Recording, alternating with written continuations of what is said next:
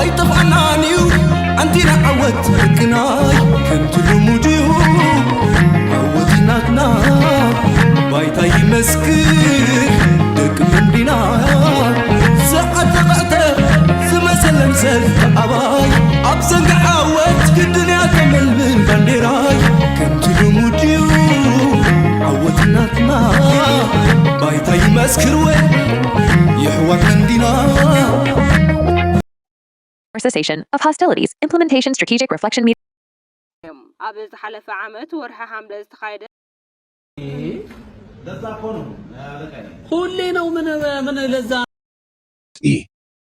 Intelligence community released on 11 March warned that despite the Pretoria cessation. سمعي يرمانجروج يركركواتشو بالفو تيلي كيح بانديرا خطف 10 عام تقاليس ناسي نسام استفدت كحديث بها سمياوي قرمرمو جميل ነው የሚካሄደው ነገር አሁን ያየን ያለነው ነገር ባለፉት ኦልሞስ 10 አመት ወጥሩ ዘይት የምንለው ዘይጎሎ ሰላም ተከታተልትና እዚ ቻነል ከመይ ትኾኑ ሰናይ ክትኮኑ ናይ ወትሩ ምንዮተ እዩ ከም ወትሩ ንኹልና ክመረና ከንቃሕና ዝኽእል እዩ ዝበልክዎ ሓበሬታን ዜናታትን ካብ ኩሉ ሪቁፂ ኣቢለ መፅኦኩም ኣለኹ ሎሚ ድማ ኣብ ቀርኒ ኣፍሪካ ኣገደስቲ ዝበልክዎም ምዕባለታት ሒዘልኩም ቀሪብ ኣለኹ ኣብ ኣዲስ ኣበባ ክቃናዕ ዝቐነየ ውዕል ፕሪቶርያ ንምስላጥ ዝተገበረ ብኸመይ ከም ዝተወድአ ክንርኢና ሓድሽ መግለፂ ካብ ኤውሮፓ ሕብረትን ኩሎም መሻርክታን ኣሜሪካን ወፂኡሎ ኣገዳስነት ዘለዎ ንኤርትራ ድማ ፅልዋ ዘለዎ እዩ ብምቕፃል ኣብ ኢትዮጵያ ዝካየድ ዘሎ ናይ ቁጠባ ይኹን ናይቲ ኤርላይንስ ኣዝዩ ዘገርም እዩ ኩሉ ክንርዮ ኢና ብዛዕባኡ ዘገድስ ሓበሬታ ኣለኒ እዚኣ ሎሚ ተገዲሰ ክበኩም ክፍትነ ዝተኣከበ ብዙሕ ሓበሬታ ኣለኒ ኣዲስ ኣበባ ዝካየድ ዘሎ ኩነታት ማለት እዩ ከምኡ ድማ ብዛዕባ ኣገዳ ብቐዳማይ ቪድዮ ምስ ገበርኩ ንዓ ሪኣክት ክገብሩ ነቲ ሓቂ ክፈልጥዎ ጀሚሮም ስለ ዘለው ፅቡቅ ጌርና ክምህሮም ኢና እቲ ዕሽነቶም ክንርኢና እቲ ድንቁርና እውን ክንርኢና ኣት ሴም ታይም ግን እቲ ሓቂ ከይተረዳእካ ክትጎስሞ ምጅማር ድማ ክንርኢና ስለዚ ላይክ ምግባር ሰፖርት ምግባር ክሳብ መወዳእታ ምቕፃል ድማ ኣገዳስነት ኣለዎ መጀመርያ ብምንታይ ክጅምር እየ ኣብዚ ውዕል ፕሪቶርያ ዝካየድ ዝነበረ ክልተ ነገራት ኣለዋ ሓንቲ ኣሜሪካ ሓድሽ መግለፂ ውፅእ ኣላ ኤውሮፓ ሕብረት ብምሎም ሓድሽ መግለፂ ውፅኦም ኣለዉ ተጋሩ ብዛዕባ እቲ ተግባር ናይ ውዕል ፕሪቶርያ ዝዛረብዎ ዘለዎ ድማ ክንርኢና ክሳብ መወዳእታ ተኸተሉ ፕሊዝ ላይክ ግበሩ ሰፖርት ግበሩ ነዚ ቻነል let's start with this part. Following the March 11, 2024 cessation. So ነቲ ዝካየድ ዝነበረ ዋዕላ ናይ ፕሪቶርያ በኣዲስ ኣበባ ዝካየድ ዝነበረ ብሕብረት ኣፍሪካ ከምኡውን ወከልቲ ናይ ግዝያዊ መንግስቲ ትግራይን ናይ ህወሓት እውን ተሳቲፎም ነይሮም ፈደራል መንግስቲ ወከልቲ ተሰዲዱ ነይሩ ኣብቲ ቦታ እቲ ማይክ ሃመር መፂኡ ነይሩ ኦፍ ኮርስ ኣነስዩ ኦልሬዲ ብድሕሪ መጋረጃ ዘከናውኑ ነይሩ ሕጂ ኩላቶም ኤውሮፓዊ ሕብረት ካናዳ ጣልያ ኩላቶም ረይዎም ጀርመን ኣሜሪካ ዩኬ ፍራንስ ተን ዓበይቲ ሃገራት ዝበሃላ ጃፓን ሓደ መግለፂ ውፅአን ኣለዋ እንታይ እየን ዝብላ ውስከ ንስማዓዮ ንሽተይ Of hostilities, implementation strategic reflection meeting in Addis Ababa. 13 March 2024, the missions of Canada, the European Union, EAU France, Germany, Italy, Japan, United Kingdom, and United States in Addis Ababa. Ethiopia welcomed the continued commitment of the government of Ethiopia. So, ብሓፈሻ ብቀስና በልኩ እናራኽቦ ክፍትነ እቲ ዝበሃል ዘሎ መንም ኣብቲ ኣብ ሓስቲ ናይቲ ኩነታት ዝነበሩ ንኩላቶም ሽሞም ይጠቅስ ስለዚ እቲ መንግስቲ ኢትዮጵያ government of Ethiopia ከምኡ ድማ ናይ ትግራይ interim government regional administration IRA ዝበሃል ማለት እዩ ኣብቲ ዝገበርዎ ስራሕ ከም ዝንዱ ነቲ ንምትግባሩ ወይ ከዓ ነቲ ዝተገበረ ውዕል ኣብ ምትግባር እንታይ ዝበሃል እዚ permanent cessation of hostilities agreement so cessation of hostilities agreement to ኮሃ ዝበሃል ማለት እዩ ለክልተ ወርሒ 11 2022 ዝተፈረመ ምዃኑ እዩ ስለዚ we welcome the strategic reflection ስለዚ ድሕሪ ክልተ ዓመቱ almost 23 ሕሊፍና ኣለና so pretty much ኣብ ዓመት መንፍቑን ዝግበር ዘሎ reflection ወይ ከዓ ምንጭብራቕ ምዃኑ እዩ ዝንገር so እቲ ዝግበር ዘሎ ኣካይዳ እዚኦም ኩሎም ኢንስቲትዩሽንስ ከም ዝድግፍዎ ዘለዉ እዮም ዝነግሩ which took place ኣብ ቦምበር ናይ ሕብረት ኣፍሪካ ተማኺሉ ሙሰፋኪ ዝተጋበየ ከም ዝነበረ እዮም ዝገልፁ ዘለዉ ነቲ ዝተገበረ ድማ ኩላቶም እዚኦም ኣካላት እዚኣቶም ከም ዝድግፍዎ እዮም ዝነግሩ ዘለዉ we not a significant progress እዩ ዝብል ዘሎ ፕሮግረስ ማለት ለውጢ ከም ዝተገበረ ኣብቲ ኣተገባብራናቱ including with respect of silencing the guns ሓደ ካብቲ ውፅኢት ናይቲ ዋዕላ ዝተገበረ እንተሎ ነቲ silencing the guns ዝብልዎ ዘለዉ ነቲ ተኽሲ ንምህዳእ ዝተገበረ ስጉምቲ ማለት እዩ ብዛዕባ ይዛረብ ኣሎ ማለት እዩ ክንቅፅል ኢና እስከ ንሽተይ ንስማዕ ድሕሪኡ ክንቅፅል of Hostilities Agreement, COHA signed on November 2, 2022, in Pretoria, South Africa. We welcome the strategic reflection meeting on the implementation of the COHA in Ethiopia, which took place on March 11, 2024, in Addis Ababa, in a constructive atmosphere under the leadership of AU Chairperson Maso Fataki Mohamed, and with the participation of African. ናቀጠልና ክንከይድ ከለና ብዝያዳ ነቲ ኩነታት ኩሉ እቲ ተኽሲ ኣቢሉ ጥራይ ዘይኮነስ ኣንፌተርድ ሁማኒታርያን ኣክሰስ እቲ ፀገማት ኣብ ትግራይ ዝግበር ዘሎ ኣብ ካልእ ቦታታት ናይ ኢትዮጵያ ዘሎ ፀገም ናይ ረቴት ናይ እኽሊ ንዕኡ ድማ ብዝቐልጠፈ መንገዲ ንክግበር ከምኡ ድማ ብዘይ ዝኾነ ይኹን ቅድመ ኩነታት እቲ ረቴት ክግበረሉ ዝኽእል ነዚ ድማ ነዚ ኤክስፐዳይት ወይ ከዓ ንኸተቀላጥፍ ድማ ኩሉ ዝከኣል ኮንዲሽንስ ወይ ከዓ ቅድመ ኩነታት ኩሉ ተኣልዩ ነዚ ነገር እዚ ንምስላጥ ኩሉ ክሰርሕ ከም ዘሎ including resources for disarmament, demobilization and reintegration እዚ ኻቲ DDR ዝበሃል እዩ ስለዚ ኣፅዋርካ ምውራድ ካብ ሰራዊት ኣሊኻ ኣብቲ ሕብረተሰብ ኢንተግሬት ወይ ከዓ ኣብኡ ንምእታው ነቶም ዕጡቓት ሓይልታት ናይ ትግራይ ዝነበሩ ማለት እዩ ድሮ ሓንቲ ሪፖርትላት ብዛዕባኡ ትግራይ ዝዛርብዎ ዘለዉ ብኸመይ ይርእይዎ ከም ዘለዉ ድማ ብጣዕሚ ካብዚ ነገር እዚ ክሳብ ክንደይ ተሰሚዕዎም ከም ዘሎ ክንርኢና ምስ ናይ ኤርትራ ብዛዕባ ዶብ ዝዛረብዎ ዝነበሩ እውን መልሲ ረኺቡ ከም ዘሎ ኣብኡ ክንሰምዖ ኢና ካባፎም So we recognize addressing the needs of those affected. As Tomawuz Togoboru, it's Sarawit, Kabuk, Kapti, Kap Sarawit, Night Grek, Locholo, Kamtis Dylan, I met as Hagaz Gubarolo, Kamzelan, Zidamak, Rakams or Louise and Agrozolo with regard to advancing the victim centered transitional justice community was as a Gataman Bolumangadi, Nati Frdi, Nemsalat, Gibars Konatadama, Kesalat comes or Williams and Agrozolo. So there's no Abzi, Anti at Batazala, Abzi Riadala, Abzuhoni Hunkafal. We recognize that a serious challenge remains to be addressed by the government of Ethiopia and IRA. So ነቲ ኩነታት ናብ ዝያዳ ናይ መወዳእቱ ንምብፃሕ ዓብይ ብዙሕ ስራሕ ከም ዝድልን ብዙሕ ብድሆታት ካብ መንግስቲ ኢትዮጵያ ከምኡ ድማ ካብቲ ናይ ግዝያዊ መንግስቲ ትግራይ ከም ዘጋጥም ዘሎ but urge them to ensure the COHA delivers a lasting peace ስለዚ እቲ ውዕል ፕሪቶሪያ ናይ መወዳእታ መፍትሒ ክኸውን ከም ዘለዎ ይዛረቡ ከም ዘሎ we call for a similar commitment by those involved in crisis in Amhara ከምኡ ድማ ኣብ ኣምሓራ ዘሎ ድማ ኣብ ኦሮሚያ ዘሎ ኣብ ካልእ ክፋል ናይ ኢትዮጵያ ዘሎ ድማ ብከምዚ መንገዲ ክውዳእ ከም ዘለዎ እዮም ዛረቡ ዘለዉ so we commend the work of African Union's monitoring verification and compliance mission ስለዚ ነቲ ሕብረት ኣፍሪካ ዝገብሮ ዘሎ ኩሎም ነቲ ተዓዘብቲ ኣካላት ናይቲ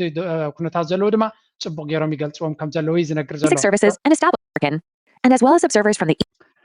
ኣብዚ ሓንቲ ፅብቕቲ ዘላ ኣብዚ መግለፅናቶም ከምቲ ኣብ ተደጋጋሚ ዝገልፅዎ ናይ ኤርትራ ዝኾነ ይኹን ምጥቃስ ብዘይ ምህላው ፅቡቅ ይስማዓካ ስለዚ መብዛሕቲ ግዜ ከም ዝግበር ከሎ ሰራዊት ናይ ኤርትራ ካብ ትግራይ ክወፅእ ኣለዎ ዶ ካብ መሬት ናይ ኢትዮጵያ ክወፅእ ኣሎ ዶ ገለ ዝብል ዘረባ ውትፍ እዮም ዘብልዎ ነይሮም እዚኣ ሓንቲ ኣየጋጠመትን which is good ካልኣይቲ ኣሜሪካ ካብ ዝተበጊሳ እዚ ውዕል እዚ ዋላ ይግበር እንተሎ ውፅኢት ከምፅእ ከም ዘይክእል ፀጥታዊ ሓበሬታ ወይ ከዓ ስለያዊ ሓበሬታ So ሓደ ካብቲ ሪፖርት ናይ ትግራይ ሚድያ ነዚ ኩነታት እዚ ብኸመይ የንብቦ ከም ዘሎ ወይ እንታይ ይብሉ ከም ዘሎ ብዛዕባ ውስከ ንእሽተይ ክንርኢና ኣብቲ ናይ ኣሜሪካ ሓድሽ ሓበሬታ ብዛዕባ ኩነታት ናይ ኢትዮጵያ ዝገልፅ ቅድሚ ምስጋርና ማለት እዩ ብቅድሚ ዓለምን ተዓዘብትን ኣብ ደቡብ ኣፍሪካ ከተማ ፕሪቶሪያ ዝተኸተመ ውዕሊ ኣብ ክንዲ ኣብ ቅድሚቶም መሸማገልትን ተዓዘብትን ተፈፃሚ ዝኸውን ንጊዜያዊ ሕፅኖት መቐለን ኣዲስ ኣበባን ተገዲፉ ፀኒሑ እዩ እቶም መሸማገልቲ እውን እቲ ውዕሊ ገና ከይተተንከፈ ካብ 4 ኪሎ ናይ የቐኒልና ሰርተፊኬት ተቐቢሎም ዓዶም ኣትዮም ነይሮም እዮም ኣብ መንጎ መቐለን ኣዲስ ኣበባን ዘይምትእማን ተፈጢሩ ኣብ ዝመሰለሉን ናይ ኩናት ደበና እውን ዘንፀላለወ ኣብ ዝመሰለሉን እዋን ግን እቲ ኣብ ፕሪቶሪያን ናይሮብን ዝተበፅሐ ስምምዕነት ንምግምጋም ብዝብል ኣብ ኣዲስ ኣበባ ተመሊሱ ኮፍ ክብል ተገዲዱ እዩ እዚ ናይ ትማል መድረኽ ዋላ እውን ዝዘንጋዕ እንተኾነ እዚ ውዕሊ ካብ 4 ኪሎ ዝትኮብ መፅባዓ ካብ ምዃኑ ተላቂቑ ኣብ ቅድሚቶም ተዓዘብትን መሸማገልትን ክረኣይ ምፍታኑ ከም ሓደ ኣወንታ ዝረኣይ ምዃኑ ብዙሓት እናገለፁ እዮም ካብ ኣጀንዳት መድረኽ ውሳነ ዘይኮነስ ሓሳብ ምስማዕ ጥራሕ ምንባሩ ዘመላኽት ዋላ እውን እንተኾነ እዚ ዝበሃል ውሳነ ከይሓለፎ እውን ተዛዚሙ እዩ ክልቲኦም ወገናት ብዛዕባ እቲ ውዕሊ ዘለዎም ናይ ኣፈፃፅማ ብርኪ ዘረድኡ ኮይኖም ብወገን ልኡኽ ትግራይ ግዝኣታዊ ሓድነት ትግራይ ቅድሚ ኩናት ናብ ዝነበሮ ክምለስ ካብ መከላኸሊ ሓይሊ ኢትዮጵያ ወፃኢ ዘለዉ ዕጡቃት ካብ መሬት ትግራይ ጠቕሊሎም ክወፁ ተመዛበልቲ ናብ መረበቶም ክምለሱን ምምሕዳሮምን ናይ ፀጥታ ኣካሎም እውን ክምለስ ምግባርን ዝብሉ መሰረታዊ ሕቶታት ክምልሱ ዘብርሁ እንትኾኑ ብፍላይ ድማ ሰራዊት ትግራይ ከበድትን ቀለልትን መሳርሒ ኣረኪቡን ተብቅዕ ብተመሳሳሊ ካብ ትግራይ ክወፁ ዝግብኦም ዕጡቃት ከምዘይወፁን ንክሰናበቱ ዝተገበሩ ኣባላት ሰራዊት ትግራይ እውን ምንም ዓይነት ፋይናንሳዊ ሓገዝ ከምዘይተገበረ ብዝርዝር ከም ዘብርሁ መፈክሩ ነቲ ጉዳይ ቀረባ ዝኾኑ ኣካላት ይገልጹ ኣለዉ እቲ ውዕሊ ከይፍጸም ኣብ ምዕጢጣይ ዝርከበ ናይ ፌደራል መንግስቲ ወኪላት ዘቕረብዎ መብርህ ግን ኣዝዩ ሓደገኛን ድሌት መንግስቲ ብልጽግና እንታይ ምዃኑን ዘቃልዐ እዩ እቶም ወኪላት መንግስቲ ብልጽግና ተወሪሩን ዘሎ መሬት ትግራይ ዘካትዕ ቦታ ዝብል ስም ብምሃብ ብሪፈረንደም ጥራሕ እዩ ክፍታሕ ክብሉ እዮም ኣብሪሆም እዞም ወኪላት ኣብ ትግራይ ካብ ሰራዊት ኢትዮጵያ ወፃኢ ካሊእ ዕጡቕ ሓይሊ የለን ብምባል እውን ዓይኑ ዘፍጠጠ ክሕደት ክኽሕዱ እዮም ተሰሚዖም እዞም ወኪላት ኢትዮጵያ ወራሪ ሰራዊት ሻዕብያ ከም በልብሎ ዝቐንየ ኣነ ኣብ መሬተ እየ ዘለኹ ዝብል መግለፂ ክደግሙ ከም ዝወዓሉ እውን ተፈሊጡሎ ኤርትራ ሒዛቶ ዘላ መሬት ብውዕሊ ኣልጀርስ ዝተወድአ እዩ ክብሉ እዮም ብዘይ ሕንከት ተዛሪቦም እቶም ተወከልቲ ትግራይ ኣብ ልዕሊ ኢትዮጵያ ኩናት ንምኽፋት ትዳለወላ እያ ክብሉ እውን እዮም ሰማዕክሞ ዶ ኤርትራ ኣብ መሬታ እያ ዘላ ክብል ገሊጹ ስለዚ እቲ ኣብቲ ዋዕላ እዚ ዝዝረብ ዘሎ ኣብቲ ኣካል ቅድሚ እቲ ዋዕላ ምጅማሩ ኣብ ትግራይ ኢሊት ሰራዊት ናይ ኤርትራ መሬት ናይ ትግራይ ኣሎ ዶ ናይ ከም ዘሎ ዶ ናይ ከም ዘሎ ዶ እናበሉ ብዙሕ ዓጀውጀው ክፅሕፉ ቀኒዮም እዮም እዚ ከዓ ነቲ ሚድያ ወይ ከዓ ነቲ ዘሎ ኣጀንዳ ሴት ንምግባር ወይ ከዓ ኣብ ኣጀንዳ ንምእታዊ ነይሩ ብዛዕባኡ ዝኾነ ከም ዘይተዘርበን ኤርትራ ኣብ መሬታ ብተደጋጋሚ ብመንገዲ ሚኒስትር ሓበሬታ ናይ ኤርትራ ኣነፂሩ ሰራዊት ናይ ኤርትራ ኣብ ልኡላዊ መሬቱ ከም ዘሎን ዶብ ድማ ብብይን ናይ 2002 ከም ዝተበየነ ምናልባት ናይ ሽዑ ዝነበረት ቪድዮ ግዜ እንተረኺበ ኣብ ድሕሪት ከም ጻልኩም ክፍትን የሎሚ ብሓፈሻ ግን ብዛዕባ ዝሳቶም ዓጀውጀው ክብልዎ ዝቐነዩ ዝኾነ ሓድሽ ውፅኢት ከም ዘየለን እቲ መግለፂ ናይ ኩለንተን ዓበይቲ ሃገራት ዝበሃላ ኣሜሪካ ኤውሮፓ ሕብረት ካልኦት ኩለን ኣካላት ናይ ኤውሮፓ ሕብረትን ዝኾነ ይኹን ኤርትራ ኣብ መሬት ትግራይ ከም ዘሎ ስለዚ እታ ተድልዮም ኣርቲክል እቲ ዘድልዮም ሓበሬታ ብምሉእ ኣምፂልኩም ፀኒሐ እንታይ እዮም ኢሎም እቲ ነገር እቲ ብዘይ ቅድመ ኩነት ወገን ትግራይ ይኹን መንግስቲ ኢትዮጵያ ገለ መለክ ይበልካ ክትግበር ክኽእል ኣለዎ ጉዳይ ናይ ወልቃይትን ራያን ግን ኣብቲ ውዕል ናይ ፕሪቶሪያ ዝኣተወ ኣይኮነን መንግስቲ ፌደራል ድማ ወላ ከተግብሮ እንተደለየ እውን ኣብ ኢዱ ይኮነን ምክንያቱ ኣምሓራ መሬትና ይብላ ኣሎ ትግራይ ካ መሬትና እዩ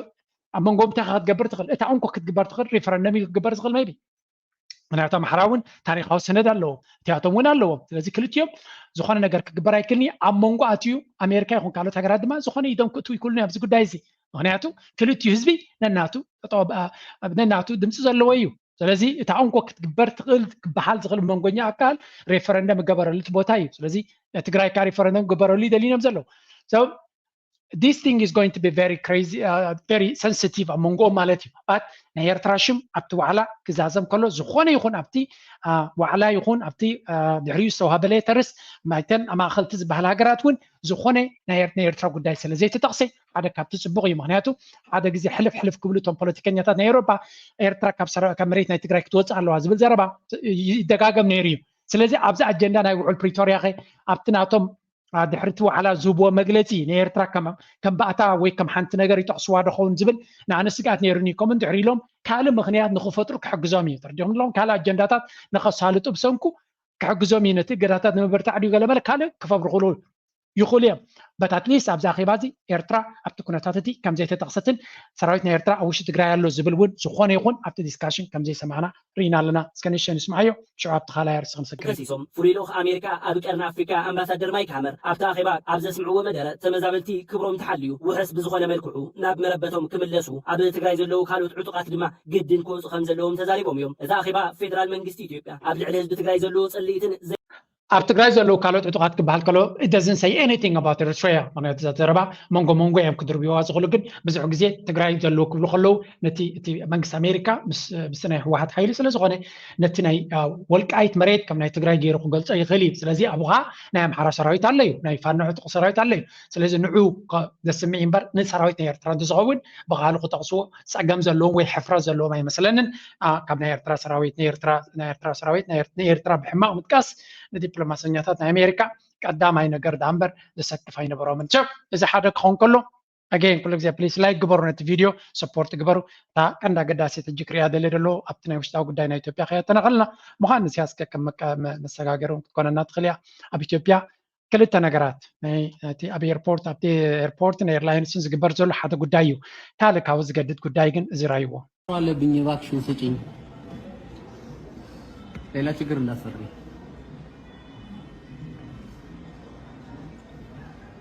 እዛ ቪድዮ ትሪእዋ ዘለኹም ኣብ ንግዳዊ ባንክ ናይ ኢትዮጵያ ቫይራል ኮይና ዘላ ቪድዮ እያ እዚኣ ድማ ሓደ ሰብ ገንዘቡ ኣብ ባንክ ዝነበረ ክወስድ ኢሉ ምስ መፀ ገንዘብ የብልናን ኢሎሞ ማለት እዩ ገንዘብ ክብዎ ይደለዩን ብምምልላስ ተኻ ከም ዘበልዎ ገንዘበይ ሃቡን እናበለ ምስቲ ባንክ ክዘራርብ ከሎ እንታይ ይብልዎ ካ ክሰምዑ ኢኹም እየሰማሽኝ ነው? አልጠብቅም፣ ስጭኛ እንዴ። እየጠየቅኩሽ ነው እኮ እየጠየቅኩሽ ነው። ከዚህ በኋላ አላወራሽም። ስነ ስርዓት ያዢና ገንዘብ ስጭኝ። እየጠየቅኩሽ ነው። ሶስተኛ ባንክ ዞሬ አልመጣም።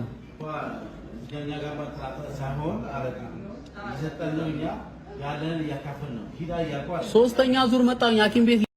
ሰብ እቲ ገንዘብ ምሳና ዘሎ ዘለና ገንዘብ ንህብ ኣለና ግን ዘይብልና ካበይና ክንባካይ ዝብሎ ዘሎ we talking about a bank ገንዘብካ ዘቐመጥካሉ ባንክ ገንዘብ የብልናን ክብለካ ዝኽእለሉ ኩነታት ኣሎ ዶ yes a finance is unusual ኣይኮነን እዚ ነገር እዚ ወይ ከዓ ዘይንቡር ኣይኮነን especially ኣብ ግዜ ክራይሲስ ባንክታት ክንደይ ግዜ ነጊረኩም እየ fractional banking system ዝበሃል ቃል ኣሎ እሱ እንታይ ማለት እዩ ባንክታት ዘይብሎም ገንዘብ ባዕሎም እዮም ገንዘብ ሰርሑ እንታይ ማለት እዩ እስኻ 1000 ተውሪድካ 1000 ተቐሚጥካ 100 ጥራይ ትሪፎም ነተን 900 የለቅሕዎን እዮም ተርዲኦም ኣለኹም 900 ሰብ የለቅሑ ካልእ ሰብ ነታ 900 ተለቂሑ ከገለግ ምስ ገዘ ናብ ባንኪ ምስ መፀ ካብቲ ዝመፀ ድማ 100 ትሪፎም ስለዚ ብዙሕ ገንዘብ ኣብቲ ሲስተም ካብ ባንኪ ደይብሎም ክነሶም ከምኡ እዮም ሰርሑ ሰብ መፅኡ ገንዘብና ሃበና ክብል ተጀሚሩ እንታይ ዝብል ቃል ኣሎ ባንኪ ባንክራን ይበሃል ባንክራን ማለት ኩሉ ሰብ ገንዘብና ሃበና እንተኢሉ ባንኪ ገንዘብ የብሉን ክባካ ኣይክእልን ኣብ ኢትዮጵያ ድማ እቲ ክራይሲስ ኣበይ ደረጃ በፂሑኩም ዘሎ ርኢዎ እቲ ብድሕሪት ዝዛረቦ ነዋሕ ቪድዮ ስለ ዝኾነ ግን ቁርብ ከስማ ነው ቀጠሮ አለኝ እኔ እንደገና ሌላ ቦታ መዞር አለብኝ እንዴ አንተ ስታስበው አልከኝ እንጂ እኮ አሁን እኮ ገንዘብ ነው የጠየቁት የራሴን ብር ነው የጠየቁት አይደለ 20 ሺህ ብር ነው የጠየቁት 50 ሺህ ብር አልጠየቋትም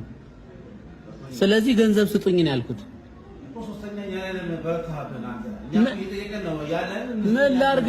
ምን ላርግ እኔ እሺ ታም የቲት እየቀለድክ ነው ግን አሁን ከዚህ መርካቶ ላይ ለሕክምና ከዚህ መጥቼ እንደገና መርካቶ ላይ ብር ለመውሰድ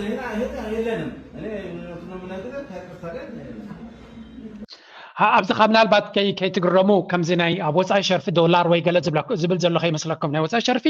ሓደ ባንክ ሓደ ብራንች ባንክ ክስን ይኽእል እዩ ተርዲኦም ኣለኹም ናይ ወፃኢ ሸርፊ ንኣብነት ነፍሲ ወከፍ ጨንፈር ከይህልዎ ክእል ወይ ዩሮ እንተይልካ ወይ ዶላር እንተይልካ ከይህልዎ ክእል እዩ ሎካል ብር ኢና ንዛረብ ዘለና ናይ ውሽጢ ዓዲ ብር ኢና ንብል ዘለና how come it's just it's crazy እዚ ከዓ እቲ ናይ ምጥፋሽ ናይ ኢኮኖሚ ዘርኢ ኩነታት እዩ ማለት እዩ so ገንዘብ የብልና እናበሉ ነዊሕ እዮም ዝከራኸሩ ኣብዚ ድሕሪት ሓንቲ ላ ምናልባት ንእሽተይ ክንሰምዓ ኣብዚኣ ኣላ እንተረኺብናያ በኢትዮጵያ ታሪክ ታይቶ በማይታወቅ መልኩ ማታ ማታ በዲኮር መብራት የሚያብለጨልጭ ረዥም የባንክ ህንፃ ያሰራው ብልጽግና ነው። ይህ በአይን የሚታይ ስለሆነ ማስተባበል አይቻልም። ስራው ራሱ ይናገራል። ይህን ህንፃ ከየትኛውም የመዲናዋ ክፍል ሆናችሁ ማየት ትችላላችሁ። አንዳንድ ወዳጆቻችን ይህን ሲያዩ እኛ ሳናውቅ ነዳጅ አገኛችሁ እንዴ? ለውጣችሁ እኮ በጣም ፈጠነብን እያሉን ነው። አዎ ለአብይ እድገትና ብልጽግና ማለት ረዥም ፎቅና የሚያብለጨልጭ መናፈሻ ነው። ግዙፉ ህንፃ ዜጎች አብለውት አስቀምጥልን ያሉትን አነስተኛ ብር እንኳን መልሶ እንታይ ዝብሉ ዘለው ንዓቢ ናካይዳ ናይ ብልጽግና ከምኡ ድማ ንዓቢ ዘብለጭልጭ ገዛ ፊዮርታ ዘለዎ ፓርክታት ንሱ ይምዕባለ ማለት ካሊእ ምክንያቱ ነቲ ዓብ ገዛ ዘብለጭልጭ ኩሉ ክሪኦ ከሎ ብዙሕ ሰብ እዩ ዝደናገር ዋው the country is doing really great ናብነት ቪድዮታት ናይ ኣፍሪካን ዩኒዮን ክገብሩ ከለዉ ሓደ ቪድዮ በቃ sophisticated ዝኾነ ብድሮን ገይሮም ዝቐትሕዎ ቪድዮ ነይሩ በቃ ንዑ ኣብቲ ቪድዮ ሼር ምስ ገበሮ wow this country is really growing doing amazing things wow ገለና በለ ሰብ ብዙሕ ይገልጽ ነይሩ but in reality እቲ ኢኮኖሚ ኮላፕስ እናገበረ እዩ ዝኸይድ ዘሎ ዝበሃል ዘሎ ካብ ኩሉ ምንጭታት ናይ ውሽጢ ዓዲ ንበሎ ካብ ናይ ደገ ድማ ብዙሕ ግዜ ምፅልኩም ኣለኹ ናይ ብሉምበርግ ምፅልኩም ኣለኹ ናይ ካልኦት ናይ ኢኮኖሚ ናይ IMF ናይ ካልኦት ኩሎም ሪፖርት የምፅልኩም ኣለኹ ስለዚ እቲ ኢኮኖሚ ካብ ግዜ ናብ ግዜ ካብ ደ ኢኮኖሚስት ዝወፀ ኣብፅልኩም ኣለኹ ብዙሕ ሪፖርት ሰምፂ ኣብዚ እቲ ኢኮኖሚ ፅቡቅ ይኸይድ ከም ዘየለ እቲ ቁጠባ ናይ ኢትዮጵያ ድማ ብፍላይ እዚ ናይ IMF ሓገዝ ክረኽቦ ዝግባእ ወይ ለቃሕ ክረኽቦ ዝግባእ እንተዘይረኺቡ ንነዊሕ ክቐፅል ክሽገር ምዃኑ ወይ ድማ ሓደገኛ መንገዲ ይፅበየኹም ዘሎ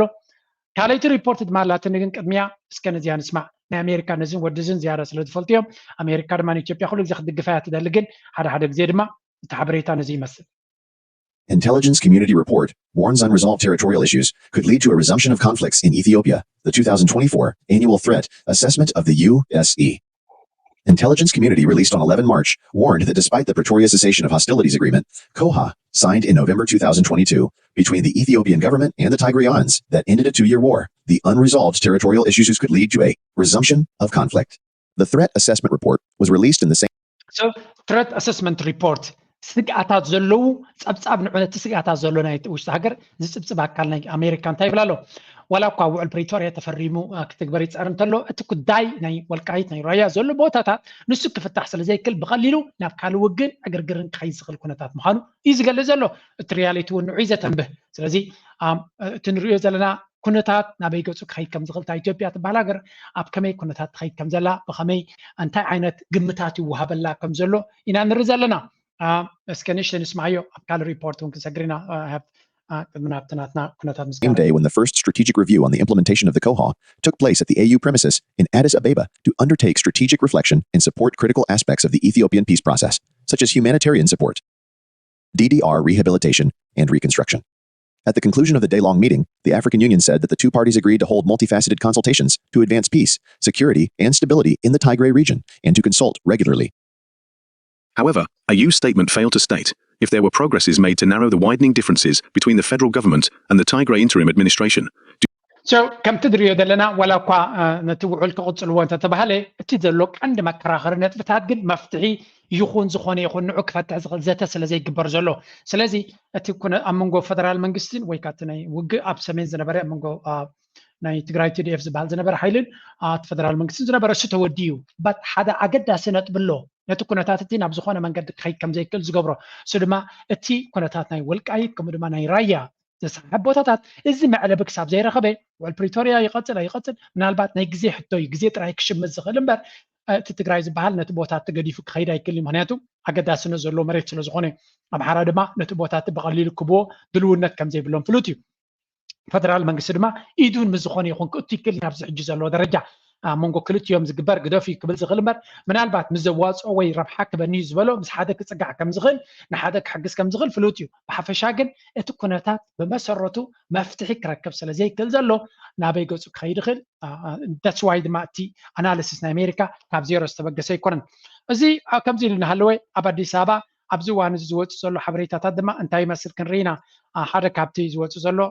ናይ ከተማ አዲስ አበባ አጠቃላይ ለነዋሪዎቹ ተነግሯቸዋል። በዋናነት ያው የሚዲያ ሽፋን በዋናነት ይሄ ነገር የተነሳው በዚህ በዶሮ ማለቂያ አካባቢ ከዚህ ነገር የለም። ለማንኛውም ሰሞኑን ችን ከቀያቸው ማፈናቀል መጠነ ሰፊ በሆነ መልኩ ሲካሄድ ነበረ። ባለፈውም በሸገር ከተማ እስከ 700,000 የሚጠጋ ሰው የተፈናቀለበት እርምጃ ተወስዷል። እስካሁንም በዛ ቦታ ላይ የተሰራ ነገር የለም። አዲስ አበባ ንመልማዕ ወይካ ሓድሽ ህንፃታት ንምስራሕ ድዩ ዋላት ደብለጭልጭ ናይ ኣቢ ኣገዛውቲ ክሰርሕ ተኮይንካ ብዙሕ ህዝቢ ተፀፋፂፉ ዝነብረሉ ቦታታት ከተፍርስ ክትክል ኣለካ ዋላት ዝስራሕ ዘሎ ገዛውቲ ንኻልኦት ፅቡቕ ኣባይቲ ዕድላት ዝፈጥር ተኾነ ዓቕሚ ዘይብሉ ሰብ ግን ኣብቲ ቦታታት እቲ ኣብዚ ሓድሽ ዝስራሕ ዘሎ ገዛውቲ ከኣቱ ይክእልኒ ስለዚ ሓደ ሕጊ ናይ መሬት ጉዳይ ናይ መሬት ብጣዕሚ ደሊኬት ወይ ከዓ ረቂቕ ዝኾነ ንዝኾነት ሃገር ኣብ ሓደጋ ክእቱ ዝኽእል እዩ ምክንያቱ ድኻታት ተፀፋፂፎም ዝነብሩሉ ቦታታት እሞኻዞም ሰባዝያቶም ወላ ህንፃታት ተሰራሕካ ክትቦም ኣይትኽእልኒ ኢኻ ንሃብታማት እዩ ዝወኸውን እቲ ቦታ ክገዝእዎ ወይ ክነብርዎ ወላ ክካረይዎ እውን ዓቕሚ ስለ ዘይብሎም እዚ ኻ እንታይ ይፈጥር ፓብሊክ አንድሬስት ወይ ከዓ ህዝቢ ሓጎስ ከም ዘይህልዎ ዓጋበት ከም ዘይህልዎ መፍትሒ ከንታይ ኢኻ ክትገብረሎም ነዞም ኣብዚ ዘለዉ ሕጂ ወሲድካ ዲኻ ክትጉሕፎም ሓንቲ ዘረባ ኣላ ብኣፍሪካ አፍሪካሲ ንድኽነት ካብ ዝምክቱ ንድኻታት ክምክቱ ንድኽነት ክፀርጉ ክብሉ ንድኽነት ክፀርጉ ስለ ዘይክእሉሲ ንድኻታት ክፀርጉ እዮም ዝመርፁ ዝብል ኣዘራርባ ኣሎ ስለዚ ኣብ ኤርትራ ሓንቲ ቃል ኣላ ብዙሕ ግዜ ትስማዕ ማሕበራዊ ፍትሒ ማለት ከንታይ እዩ ኣብ ኣስመራ ዘሎ ወይ ኣብ ከረን ዘሎ ሰብ ክረኽቦ ዝኽእል ዕድላት ወላ እኳ ፅቡቕ እንተኾነ እሱ ክረክብ ኣብቲ ገጠራ ዘሎ እውን ዕድላት ክረክብ ኣለዎ ዝብል ብሓፈሻ ናይ ዝሓለፈ ዓመታት ናይ ኤርትራ ብዙሕ ኢንቨስትመንት ኣብ ምንታይ ሓሊፉ ተልከ ዲጋታት ክንብል ንኽእል ኢና ምክንያቱ ዲጋ ብጣዕሚ ገንዘብ ዝወስድ ፕሮጀክት ስለ ዝኾነ ሃልኪ ገንዘብ ብዙሕ ዝወስድ እዩ ዲጋታት ከ ኣብ ከተማታት ኣይኮኑ ዝስርሑ ዘለዉ ኣብ ጋሽ ባርካ ኣብ ዞባ ጋሽ ባርካ ጥራይ ክንደይ ዲጋ ኣለዉ ንስኹም ብዙሕ ትፈልጥዎ ኣነ ዝፈልጦ ግን ፋንኮ ነይሩ ኣነ ከለኹ ስራሕ ዝነበረ ምክንያቱ ኣብ ዲጋ ገርሰት ሰርቪሳዊ ተመዲበ ስለ ዝነበርኩ ዲጋ ገርሰት ነይሩ ኣዝዩ ዓብዪ ዲጋ እዩ ፋንኮ ነይሩ ከምኡ ድማ ኣይ ቲንክ ኣብቲ ከባቢ ግርማይካ ዝግበር ነይሩ ናይ ሕርሻ ፕሮጀክት እውን ኒው እቲ መን ኢኻ ትብሎ ፊምቦል ዘሎ ከባቢታት እዚ ሕጂ ዝዓበየ ዲጋ ተሰሪሑ ዘሎ ኣሽማቶም ይጠፋኒ ኣብ ጋሽ ባርካ እቲ ዝዓበየ ዲጋ እውን ኣብ ጋሽ ባርካ ሓደ ሽሙ ትፈልጥዎ ኢኹም ኣነ ሕጂ መፀትና ኣላ ፀሓፉ ላይ ኣብ ኮሜንት ሰክሽን እቲ ዝዓበየ ዲጋ ኣብኡ ተሰሪሑ ኣሎ እዚ ከርከበት ክብል እየ ሶሪ ሽማት ጥፍያት ንፀኒሐ ኣብ ከርከበት ኣብ ጋሽ ባርካ ጥራይ ብዙሕ ዲጋ እዩ ተሰሪሑ ዘሎ እዚ ዲጋታት እዚ ብዙሕ ገንዘብ ዝህልኽ እዩ እቲ ዕድላት ከንመን እዩ ነቶም ህዝባዊ ዝነብሩ ብፍላይ ሓንቲ ፕሮጀክት ነይራ ምፅልኩም ነይራ ኣብ ከርከበት ኣብቲ ጥቁ ሓዳር ቤት ትምህርቲ ፈጢሮም ነቶም ህዝቢ ሰበክሳገም ዝነበሩ ደቆም ኣብኡ ክመሃሩ ኣብቲ ሕርሻ ድማ ከባቢ 500-600 ሰባት ዝሰርሐሎ እዚ ኸ እንታይ ዝፈጥር ነቶም ህዝቢ ዕድል ይረኽቡ ኣለዉ ሰውራ ናይ ኤርትራ ኣብ ጋሽ ባርካ ብዙሕ ጅግንነት ተፈፂሙ እቲ ህዝቢ ድማ ምስ ህዝቢ ጠጠው ኢሉ ነይሩ ሰውራ ናይ ኤርትራ ኣብ ሳሕል ኣብ ናቕፋታት እዩ ነይሩ እዚ ህዝቢ እዚ ብዙሕ ዋጋ ይከፊሉ ኣብቲ ግዜ ኻልሲ ኣብ ግዜ ደርጊ ድማ ቤት ትምህርቲ ተሰርሓሉን ኣብ ግዜ ሃይለ ስላሴ እውን ዝኾነ ትሕተ ቅርፂ ተሰርሓሉን ስለዚ እቲ መንግስቲ ነዚ ኣተኩሮ ሂቦ ክገብር ከሎ ከም ወዲ ከተማ ኣብ ኣስመራ ኣብ ደቀ ምሕራ ኣብ ከረን ተወሊድካ ዓብኻ ክትከውን ትኽእል ኢኻ እዞም ህዝቢ እውን ማዕሪኻ መሰል ኣለዎም እዚኣቶም መሰል ክዋሃቦም ከሎ ንመለስ ኣብታ ርእስና እዚ ኣብ ኣዲስ ኣበባ ዝግበር ዘሎ ንሪኦ ዘለና ኩነታት ግን መብዛሕቲ ግዜ ነቲ ድኻ ኣብቲ ከተማ ዝነብር ኣብ ግምት ስለ ዘይቱ ከተማታት ናይ ኣዲስ ኣበባ ድማ ከም ካልእ ሃገር ገይሮም ስለ ዝሰርሕዎ ዘሎ እቲ ገጠራዊ ዘሎ ዕድላ ስለ ዘይብሉ ሰባት ናብ ኣዲስ ኣበባ ዝውሕዝ ኣብ ኣዲስ ኣበባ ድማ ዓቕሚ እንተዘይብልካ ገንዘብ እንተዘይብልካ ካፒታል እንተዘይብልካ ኣብ ከምዚ ከባቢታት ክትነብር ትኽእል ኢኻ ተፀፋፂፍካ ንዕኡ እናፀረጉ እንድሕር ከይዶም ከይ ኣበይኻ ትኣቱ ናበይኻ ክትከይድ ስራሕካ እውን እንተኮይኑ so it creates chaos ወይ ከዓ ብዙሕ ፀገማት ክፈጥር ከም ዝኽእል እዚ ድማ ናይ ኩነታት ናይ ኢትዮጵያ ዝባሰ ከም ዝገብሮ ዘሎ እዩ ዝነግር ናይ መወዳእታ ብዛዕባ ኢትዮጵያ ነዚያ እያ ዘላ ሁሉም ጋር መንግስት መስራት ይችላል እንዴ ስም አየር መንገዶች እየነገርኳችሁ ነው ባለፈው ቴሌቪዥንን ሚክሰሬን ዘረፋችሁ አልተናገርኩም ምክንያቱም ገጽታችሁን መጠበቅ ስላለብኝ አሁን ደግሞ ሙሉ ሻንጣዬን ወስዳችሁ ለሻንጣ ጠፋ ብላችሁ እየጠበቁ እስካሁን ድረስ ተቀምጡ አሁን ጭራሽ አምጥታችሁ 200 ብር ልትሰጡኛላችሁ እንዴ 200 ብር ማለት እኮ የሻንጣ ዋጋ እኮ ነው እኔ ውስጥ ያለውን ዕቃ ላፕቶፔን ስልኬን ንብረቴን በሙሉ ከዘረፋችሁ በኋላ ነው እንዴ 200 ብር እኔ ብዙ ማውራት አልፈልግም ስለናንተ በአስቸኳይ ግን በአስቸኳይ ይሄን ምልክት እዚ ተብዚ ኣብ ቦርሱ ንብረት ከም ተሰርቆ እዩ ዝነግር ዘሎ ማን ተርዲኩም ኣለኸውን እዩ ስጥራይ ግን ኣይኮነን ናሓለፍኩ ሕልፈኩም እየ so many cases በኢትዮጵያ አየር መንገድ ውስጥ የሚደረገው ከባድ ዘርፊያ እኔ ለማና ቤት እንደምንላቅ በየጊዜው እንመጣለን እንጮሃለን እንናገራለን ሰሚያታል አየር መንገዳችን የኢትዮጵያ አየር መንገድ ከአፍሪካ አንደኛ እየተባለ በጣም ስሙ ገኗል ጥሩ ነው ደስ ይለናልኛ ሀገራችን በዚህ ደረጃ ስሟ ሲነሳ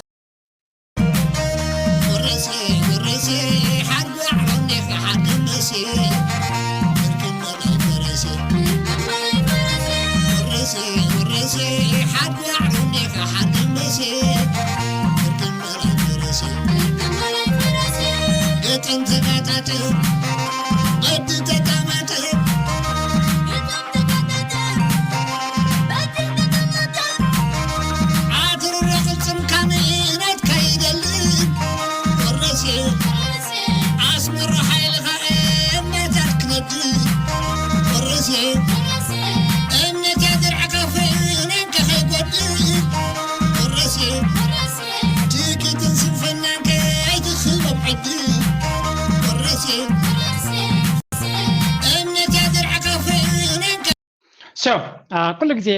ኣብዛ ቪድዮ ናተይ ብዝተኻለለ መጠን ነታ ብኤርትራ ዋጋ ዝኸፍል ዘሎ ንዑ ከንፀባርቕ ዝኽእል ንእሽተይ ክፋል እውን እንተኾነ ክፍትኔ ዘይገድስ ሰራዊት ናይ ኤርትራ ክንዱ ዋጋ ዝኸፍል የለና ብኤርትራ ንነዊሕ ዓመታት ዋጋ ይኸፍል ኣሎ ንገብሮ ዘለና ብፍጹም ምስ ክልካዕ ዝኽእል ኣይኮነን ግን ስቲል እቲ ናቱ ክብሪ እቲ ናቱ ጅግንነት እቲ ናቱ ቅያ በብዓቕምና ኣብዚ ክዝርግሖ ክፍትኔ ምክንያቱ ንኩልና ኮኔክትድ ክገብረና ምስታ ዓድና ኣብ ዓድና እንታይ ይካየድ ኣሎ ኣዝና ርሒቕና ስለ ዘለና ፊዚካሊ ብኣካል ርሒቕና ኣለና ብመንፈስና እውን ክንቀርብ ክሕግዘና ስለ ዝኽእል ዝበልክዎ ደርፍታት እዩ ናይ ሆፕ ኣይፀልእዎ እንትኾኑ ንመለስ ኣብታ ርእስና እቲ ኣብ ኢትዮጵያ ዝኸይድ ሰብ ስለ ዘሎ ክፈልጥ ክኽእል ኣሎ ማይደሰት ሰው አይኖርም ውስጥ ስራቸው ከውስጥ ከታች የሚሰሩት አየር መንገዱ ጥሩ ነው እዛ ላይ ቅሬታ የለኝም እታች የሚሰሩት ኤርፖርት ውስጥ ሰራተኞቹ እቃ ፍተሻ ቦታ ላይ ካርጎ የሚሰሩት በጣም ብዙ ሚሊዮንስ ጊዜ ተናግሬያለሁኝ ሻንጣዬ ተዘርፎ ካሜራዬ ተዘርፎ እያልኩኝ ብዙ ቶኪ ሰሚያቲዝ ራሱ በፍላይት ሄደች ናት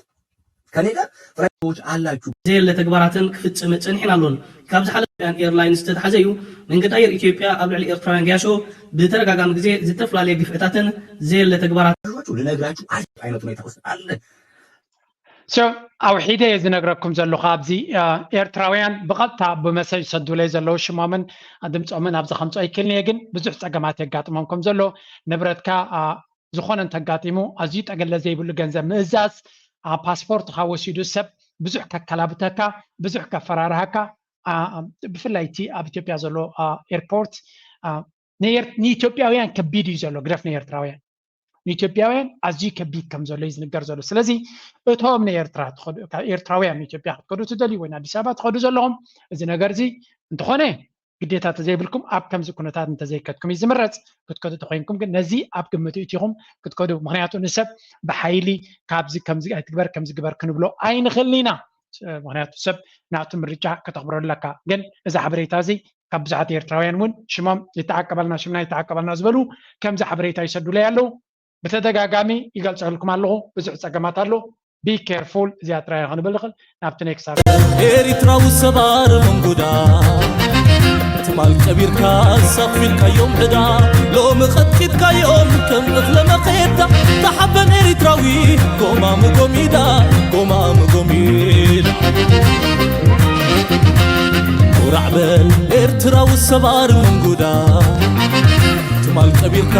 ሰፊልካዮም ዕዳ ሎሚ ኸትኪትካዮም ከም እኽለ መኼዳ ተሓበን ኤሪትራዊ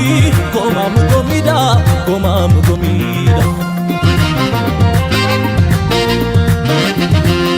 عبيدكايو زلو مستير زخبابي فقدكايو زحوي زقبر زدبي دلتكايو زقلل زحقوف زدربي كورع إريتراوي كم كم الزربي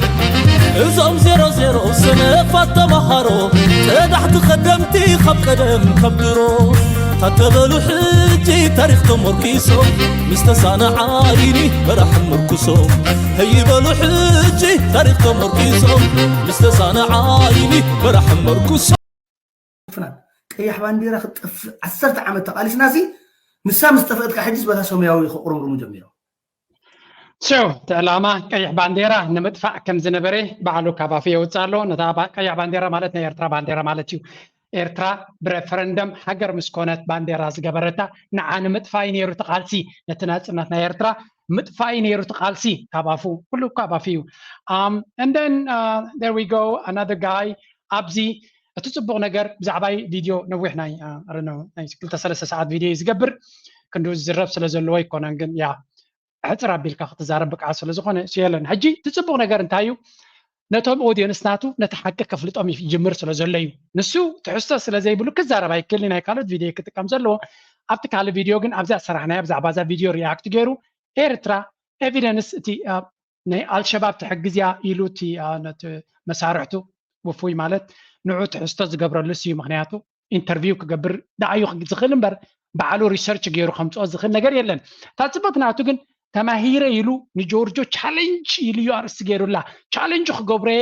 መን ከንጉግል ዘይጥቀም መን ከኢንተርነት ዘይጥቀም ኢሉ ተሃዲዱ መፅዩ እታ ዝገበራ ሪሰርች ክንሪኣ ኢና ሕጂ እቲ ዘረባ ናቱ ወላ ሓንቲ ቁም ነገር ስለ ዘይብሉ ዝስማዕ የብሉን so there is no point ሕጂ እንታይ ኢሎም ኣለዉ ኣብዚ እቶም ናቱ ገለ ሪኣክት ዝገብሩ ሪሰርች ስለ ዘይፈልጡ እቶም ናይ ጆርጆ ድራር ጂድራር ዝኽተሉሲ ብጣዕሚ ዘታልሎም ዘሎ እስከ ተሓቀኛ ሪሰርች ኣርእየና ኢሎሞ ንስኻ ተሃዲዱ ካብ መጀመርያ ንሕና ብሪሰርችን ብጭብጥን ኢና ንዛረብ ኢሉ በቃ ዝኩሉ ፈኪሩ ናበይ ኸይዱ እስከ እንታይ እዩ ሕጂ እቲ ዕላማ ሪሰርች ከርእየኩም ኢሉ ካብ ጉግል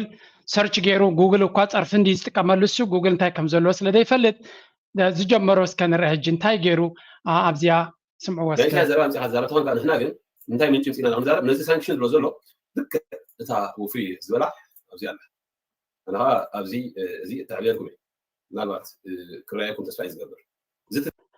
እንታይ ገይሩለ ትሪእዎ ኣለኹም ኣብታ ላዕሊ ዊኪፔድያ እዩ ዝኩሉ ተሃዲድ ከይዱ ስታ ዊኪፔድያ ይምፅእዎ እቲ ሓበሬታ ኦ ማይ ጉድነስ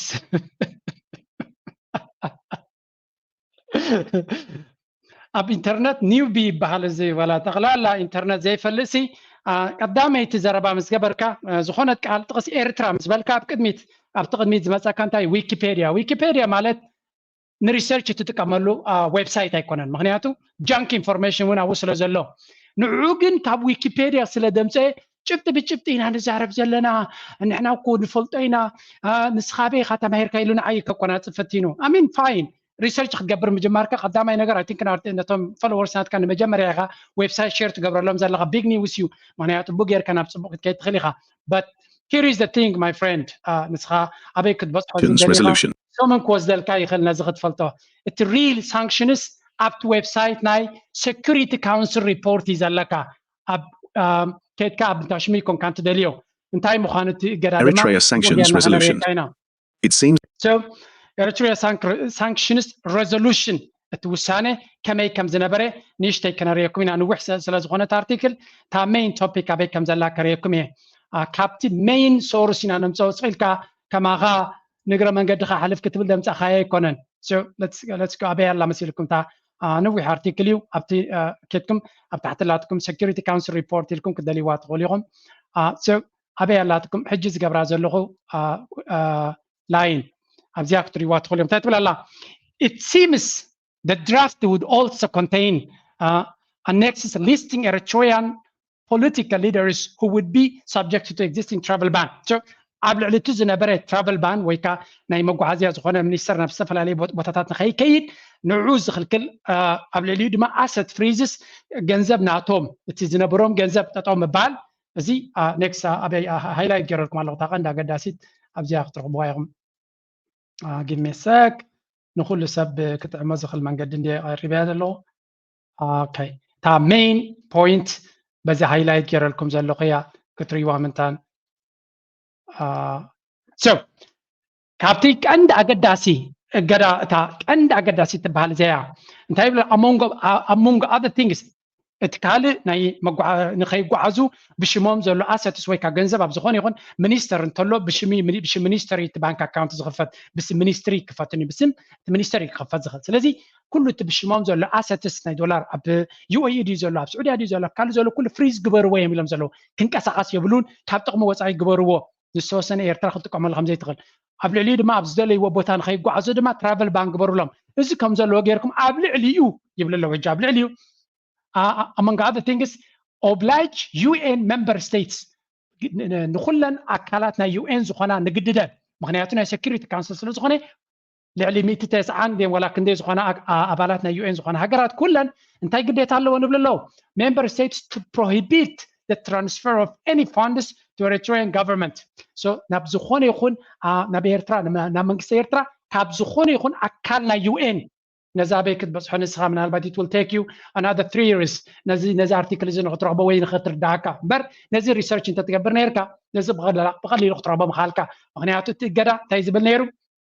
نابيرترا زخونت اكلنا يو ان زخونت حجر زخونه فاندس مال ገንዘብ ማለት እዩ ገንዘብ ናብ መንግስቲ ኤርትራ ከይተሰደድ or anybody acting on its behalf ናብ መንግስቲ ኤርትራ ወይ ድማ ዝኮነ ይኹን መንግስቲ ኤርትራ ክውክል ዝኽእል ኣካል ኣብ ደገ ሃገር ዘሎ ዝኾነት መንበር ናይ UN ዝኾነት ሃገር ዝኾነ ገንዘብ ናብዚ ናብ መንግስቲ ኤርትራ ወይ ምስ መንግስቲ ኤርትራ ክሰርሑ ናብ ዝኽእሉ ከይተሰዱ እዚ ጥራይ ግን ኣይኮነን as well as any investments in the mining industry ዝኾነ ይኹን ካፒታል ዝኾነ ይኹን ገንዘብ ኣብ ኢንቨስትመንት ኣብ ዕዳና ናይ ኤርትራ ከይትገብሩ ይብሎም ኣሎ እዚ ጥራይ ኣይኮነን ኤርትራ or ተኻላይካ or imports of raw materials ካብ ኤርትራ ዝኾነ ይኹን ጥረ ነገር ድማ ኢምፖርት ከይትገብሩ ይብሎም ኣሎ እቲ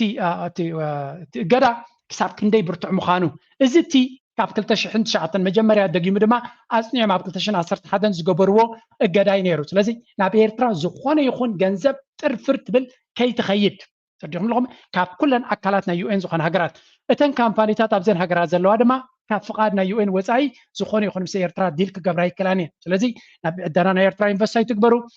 ዝኾነ ጥረ ነገር ካብ ኤርትራ ይትወሰዱ ስለዚ እቲ ወርቂ እውን ክግዛእ ተኾይኑ ናይ ነዚ ናይ UN ነገር ሒሰን ክኸዳ ዝኽእላ ሃገራት ገለ ክወዛልካ ዝኽእላ እምበር ዝኾነ ነገር ምክንያቱ ወርቂ ክወፅእ ከሎ ጥረ ነገር እዩ ሮ ማቴሪያል ክኸይድ ከሎ ስለዚ ሮ ማቴሪያል ካልኦት ሃገራት እውን ካብ ኤርትራ ኢምፖርት ንኸይገብራ ካልእ ወላት ናይ ሓወላ ገንዘብ ብኢድ ኣዙር ብክንደይ ዘይሩ ይዝኣቱ ነይሩ ስለምንታይ ናብ ኤርትራ ብቐጥታ ምስ መንግስቲ ኤርትራ ዲል ክገብር ከም ዘይብሉ ስለ ዝኣገዳ እቲ ገዳ ትርጉም ናቱ ስለ ዘይፈልጥዎ ወይ መጽናዕቱ ንክገብሩ ድማ ሓንጎሎም ድማ እንትርፈ ንፅልኢ ንፍልጠት ስለ ዘይከፈትዎ እዚ ዝመስል እገዳ ኣብ ልዕሊ ኤርትራ ወሪዱ ከሎ ክርድኦም ኣይከኣለን እዚ ጅቲ ክሳብ 2018 ዝነበረ ብሴኪሪቲ ካውንስል ዝሓለፈ ብኸመይ ክሓሊፉ እንታይ እቲ ምክንያት ነይሩ እዚኣቶም ደጋጊምና ክንሪኦ ሓድሽ መንሰይካ ምክንያቱ ናይ እዚኣቶም ዘረባ እንታይ ዝገብረልካ ምክንያት እዩ ዝፈጥረልካ እዚ ኣብ ዳሜ ሚስተር ትራሽል ናይ ኣብ ዝሓለፈ ካብ ዊኪፔድያ ኣምፅኡ هذا حلف قبل زي صحافة عنبيبو كم هذا عبي ريسيرش أبيوتو زجبرة نمجمر يا جزية ويب سايت شير سلز جبرة ولا باي ذا واي نقرأ من قدك بلوك قاعدة لنا هذا سب كبير ترى زمت أسب كم زحبرويو ولا ديونا ذي سب زعبر دقيقة كم زنبر بسنكز تكبراتنا يزودي أزيو كم زحفر كل سب دماء كم زيانو أبر نزخر إذا سنح كان نابلك كم زجرب فويس دي دلي دمسناتو نالبات كالك زي بدمس 5 ألف كفتني كسب كندي حماقولات نولدو كم زرقمن كم زواردن كابز سبزي كتفلتو تخلو سلامتاي هذا نجر زخونة زي فلتو أبزي عمو أتيو كمدر سلازفتن كاب كالت زبالوني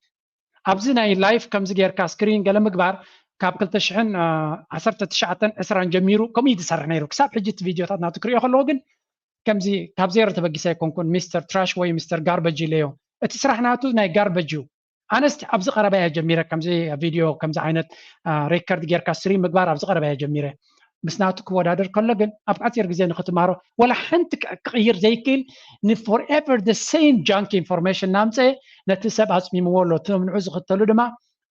حما يسمعني جن مرجعي أبي واتكا مرجعهم سلزخوني سو نزيع عباي حبريتام سيلو نجورجا تشالنج تبل كند قال نعطي سيل غيرو يوم تيوا زخا نوع مالت مجمري عجزي انترنت سلتتكمي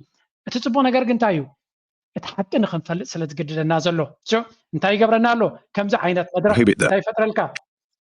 نتحقق نختفلتو نتحقق نختردو نتهزب دما نتي اكن زي عينات نعي تشالنجز قبرني بصبغ يا رخيبه يعني سلامتاي نت تشالنج ناتو تتكيمكا نتهزبي تخكلني حبريتا ناخذ قبرو كتبو سلازي حقزاكا ازي تكسب 2018 زنبري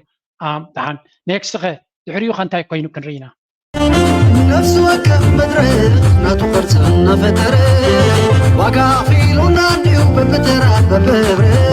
كتسبات سباي كوين تساب كبراردو دراما لو تاريخ يدو ولا يقدو هاجري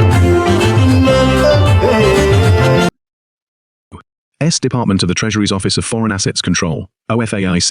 designated 4 entities and 2 individuals pursuant to Executive Order E. O 14,040. So, is the Treasury na US Department of State بمنقد United Treasury ناتو قبل الإيرترا زجبرو الجدا مالتيو أب أسرع حدا زوردو الجدا إن نرزلنا أبزخه الجدا زخا كمو بتفكر صنع زخون الجدا أبزو وانزك تجبر كلاجن بإكزيكتيف باور نايتي بريزنت نا أمريكا استجبريزي زتعملتيو نيو إن كي حتتكا مسيو إن كي ترى أخا شبت خي غرقة مغنيات أبز حلفة إيرترا أنا الشباب حق زين يرتغسي If you can say anything on sanctions issues, I know that there's some requesting that the sanctions on Eritrea, for example, in the past for having supported al-Shabaab, be raised, and there's also issues around Somalia sanctions. Did this come up? And even if it didn't, what's your view of the do you see any evidence, for example, of Eritrea supporting al-Shabaab at this time? It did not come up, and I have seen no evidence of Eritrea for. إيرتران الشباب كم زحجزت زخونة يخون شفتي ويحبريتا أين برنان بمبال نتي ديسكشنس أبتي قرنا إيرترا تساتفي أكالي دزارب زلو بعفمي وتسألو زياتهم تم فردي كبو خلو شفت كريو كحتو زقبوم سبات يوم نتحلف نتون تحيسهم بنا أمريكا بنا سوزان رايس نبرت أمباسادرنا أمريكا بيوين نسا بزفبرخوتو نوح تاريخ أبز حلفة فيديو جير الكونيرا كيتكم رأيوه أبو قليس إينيري نسومن كم أتومن بزجبروا قبل الإيرترا ورد الجدا قبل تشنا عشر شمنتن إيرترا مستبيا سلام زجبرت عليو أوكي فاين إذا حدا نجاري نيرو كأشيلوجن كم زين ريازلنا أتجدا تتوهاي بلن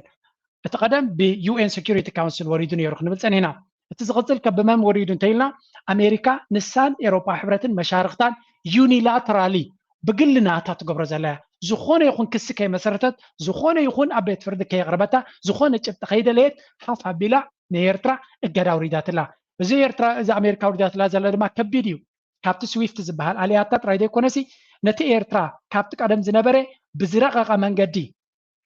الجدا بزرقة من جدي تسرعيلو نابنت أما وريدلو أمنيستر مكرخالنا إيرترا وريدلو زغا أبالاتنا مينستر مكرخال ديفنسنا إيرترا زخون يكون أسوار نخي جز بشمام زخون نخي جزع كتيلو قبل علب هقدف نتي هقدف زبال بارتي خلاص زراربا إيرترا زم حدرا زلو هقدفيو نهقدم تعقيدو نسبة إيرترا يمزو قدو زلو كاله definition يبلون معناته ብሽምቶም ሚኒስተራት ንኩላቶም ኣባላት ክደፍ ይኹም ኢልካ ተኣጊድካ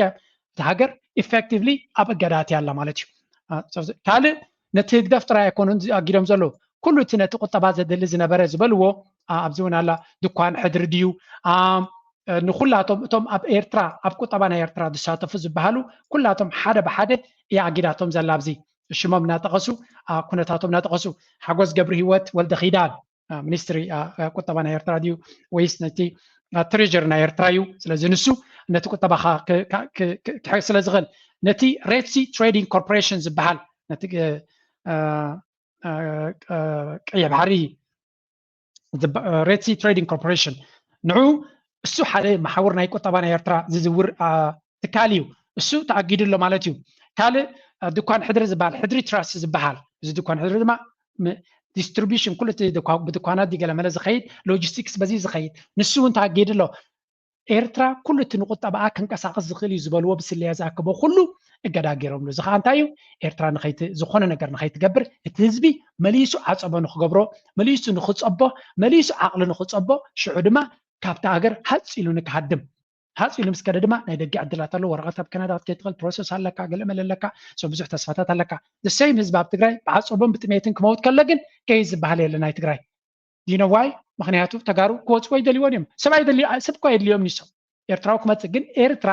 ስትራቴጂካሊ ኣገዳስነት ዘለዎ ሃገር ስለ ዝኾነት ውሑት ህዝቢ ከዓ ስለ ዝኾነ ኣብ ኩሉ ፋሕተ ቢልካ 3 ሚልዮን ፀገም የብሉን ኢሎም እዮም ካልኩሌት ገይሮሞ ስለዚ ነቲ ህዝቢ ኣብቲ ዓዲ ኮፍ ከም ዘይብል ሓዊ ክንገብር ኣለና እቲ ዓዲ ብኩሉ ክንዓፅዋ ኣለና ከነጨናንቀሉ ኣለና ነቲ መንግስቲ ብኩሉ መንገዲ ከነሰይጡን ኣለና ድሕሪኡ ኣብ መወዳእታ ድማ ምውዳቆም ኣይተርፍን እዩ እቲ ህዝቢ ገዲፍዎም ክወፅ እዩ ተስፋ ክህልዎን እዩ እቲ ቁጠባ ክለምስ እዩ እቲ ህዝቢ ጌርካ ድማ ነቲ ሃገር ከተዕንዋ ኢኻ ዝብል ፖሊሲ ነይርዎም ኣብዚ ንስማዕ እያኸማ Isaias Afwerki of Eritrea. ትትፀልኦ ወይ ካከለ ካብቶም ዝኸብድዋ ዝነበሩ መራሕቲ ናይ ኤርትራ ምንባሪ ዘገርም እዩ ኦሪስ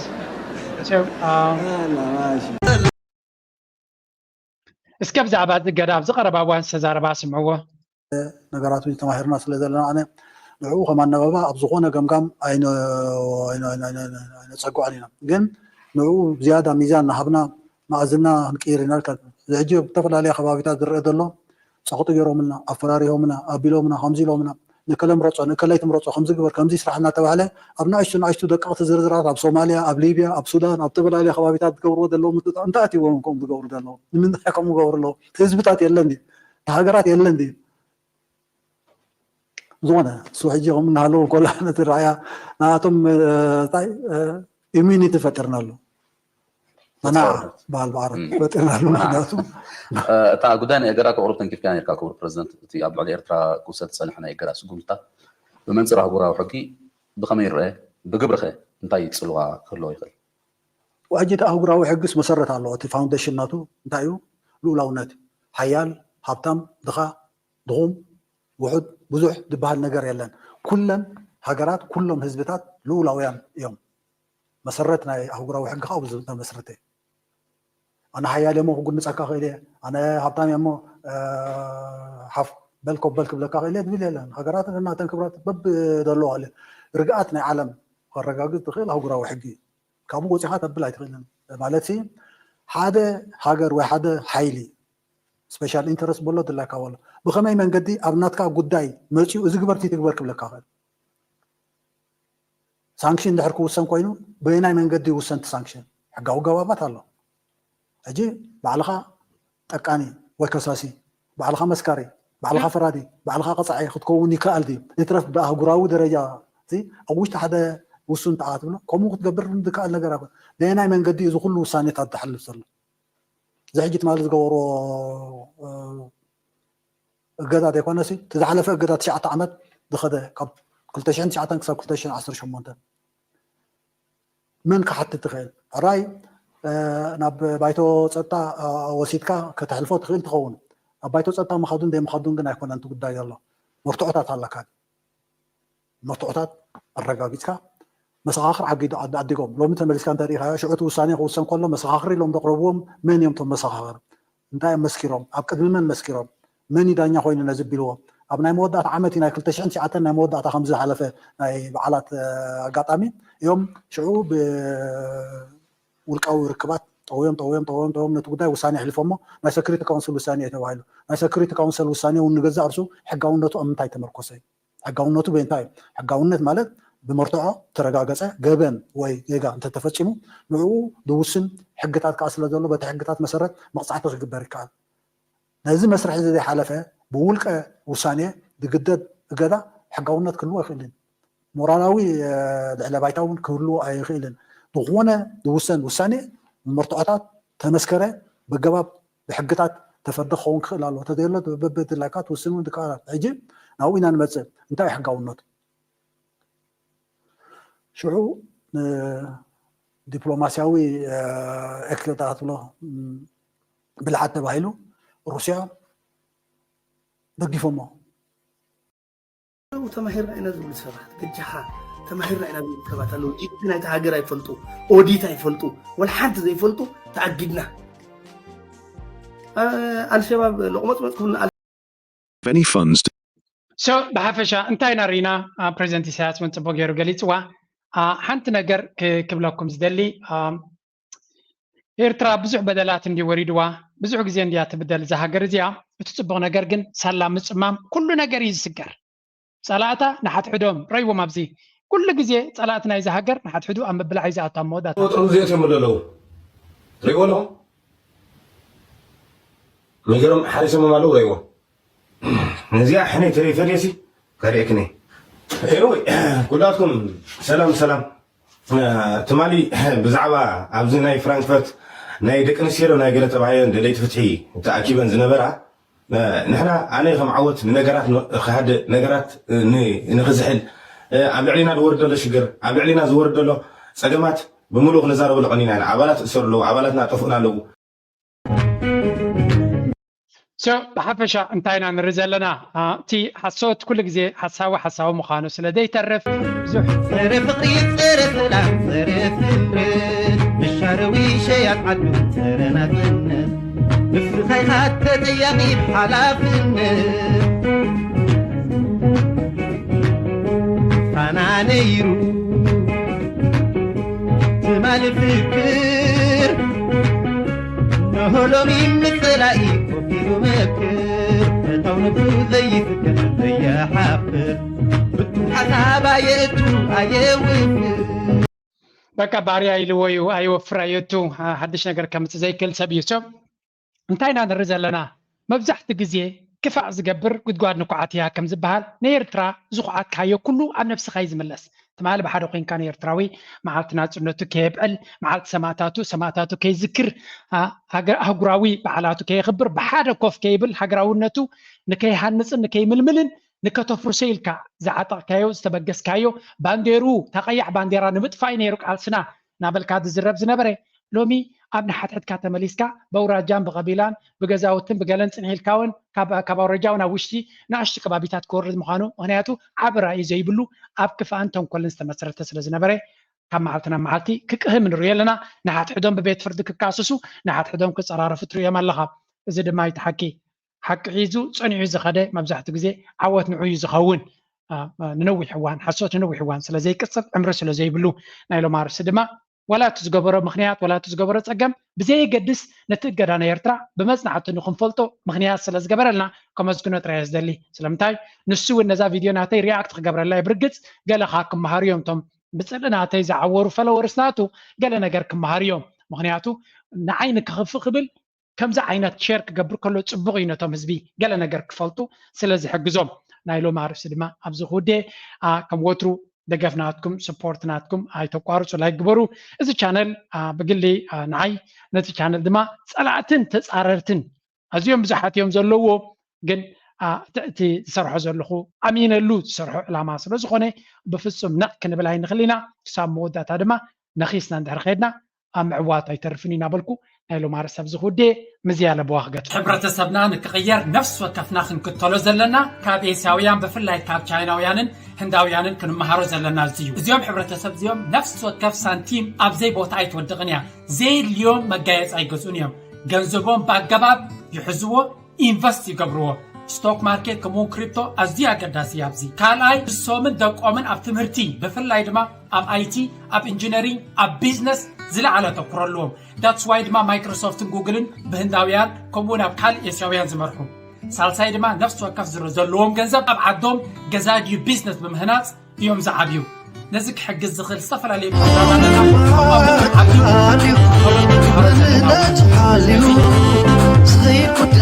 ያለው ባንሲ ሀገሬ ቀሩ ወገን ክመሲ ቀሪቡ ረሂቡ ወራሲ